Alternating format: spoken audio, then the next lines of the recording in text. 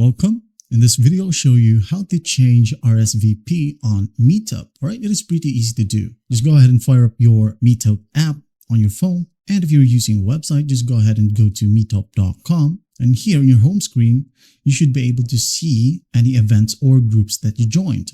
Now, to be able to change RSVP, just click on a particular event. Alright, say for example, this one right here, I'm going to click on it to open it up.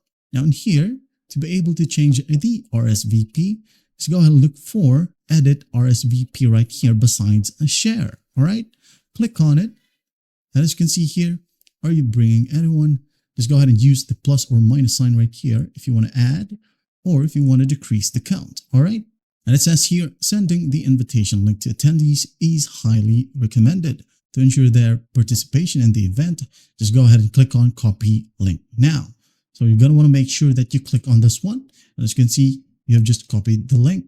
Now, when the person opens the link, he or she would be able to see the same page as well. All right. Now, once that's done, you're going to want to tap on or click on update.